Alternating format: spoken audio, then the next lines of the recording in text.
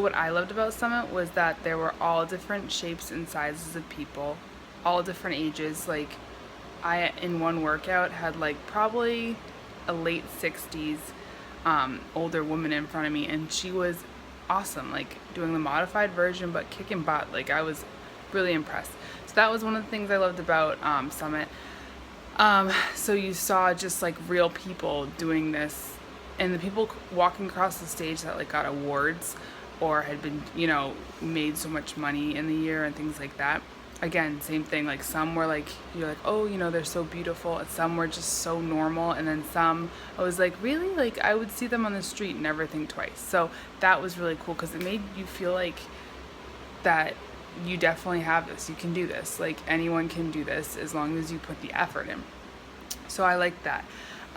There was so much information. Like the not the classes, they were like seminars and conferences and stuff, and so much information, very inspiring stories. Like the speakers were very good, lots of information. Overload sometimes, but really great information and definitely worth going to see the speakers.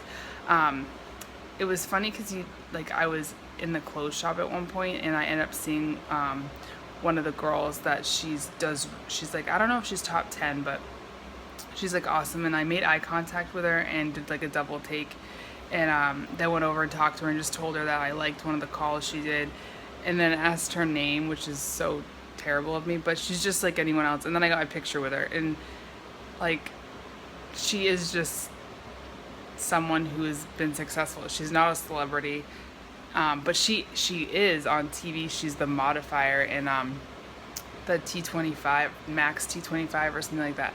So it was kind of cool. She's, I guess, a little bit like a celebrity, but some of these people are just like do really well, make YouTube videos, have a Facebook page, and we think they're celebrities because on a daily basis it just seems crazy to see them when all you see is them online. You know what I mean? The team bonding was really cool because I met with my team. I never met some of these women. Like I'd only talked to them through online and talking about like strategies and just things that were team building activities, and then you meet them in person, and again it seems kind of surreal, but so that was really cool. And I can't wait to have like a big group of my team members down there and doing team building activities with people from all over the country. The accomplishments were amazing, like I said before. Really cool to just see how many people accomplished what, and the awards that they gave out and things like that. The workouts were awesome. Like the smaller workouts, when I say smaller, there was like still, I think like 2,000 to 3,000 people in a room. That's a small workout.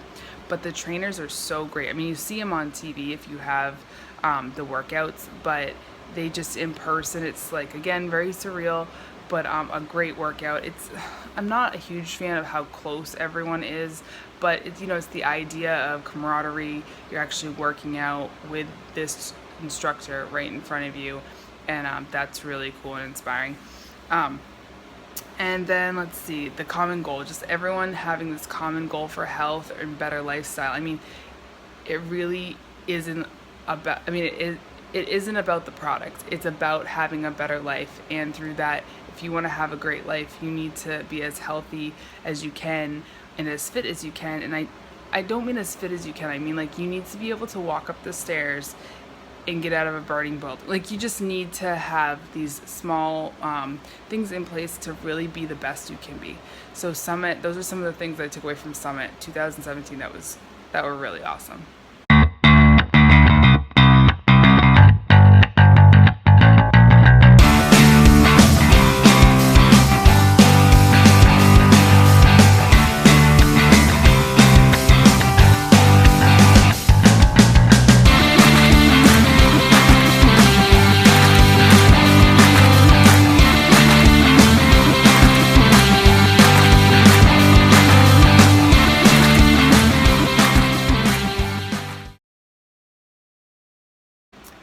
So a few things that, like, for next year, I wouldn't do I would do differently, and then some things that I didn't do this year that I was glad I didn't do, just some like pros and cons.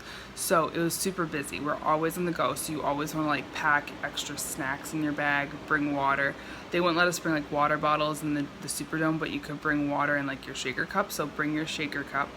They do have a Shakeology bar, so you don't have to bring your Shakeology, but I did just in case. But we ended up buying them because they have them for what they would cost for individual packets. I think it's a little bit more, just because they make them with like almond milk and like bananas. They make them really cool. So that was cool. You just need to be prepared what you want to do in between sessions because there's not a lot of time. So we knew that we weren't going to eat out and things like that, which worked out really well because the lines for the places to get food in between the sessions were crazy long. But we had a kitchenette in our hotel room, so that was really cool. If you have any way of like getting a hotel with a continental breakfast, that's key because you can always take some extra back to your room. And then also if you have a mini fridge, just put some food in there for like save some money on like lunch and dinner and snacks. So that was really awesome. We didn't get a shuttle pass and we didn't really need it. We used Uber everywhere we went and that worked out really well. Not too expensive at all. Plus our hotel was really close to one of the convention centers. So that was awesome.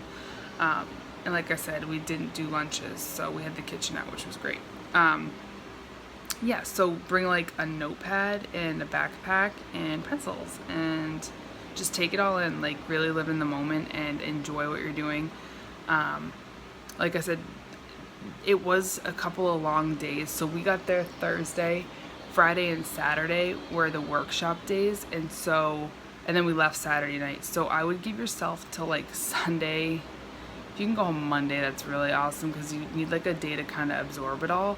Or just like we were so rushed to leave. So because that was when our flight was. So if you can take the extra time, like a day or two at the beginning and like a day at the end, it's better to be able to process everything and kind of enjoy the place that you're in, not just the events going on.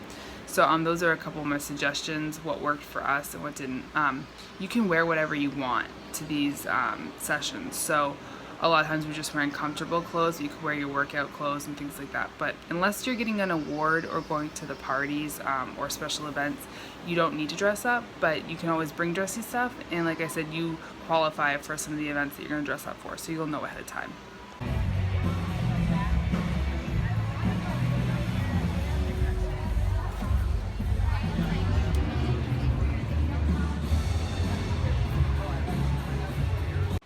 So one of the coolest things about the summit was not that just to like see that we're like developing new products, amazing products, and the camaraderie and the amazing workouts that we all did together, and building upon our business as well as our personal self, was just to see how much they encouraged us in this company to be great people, like be good people and great people, and to be helping people.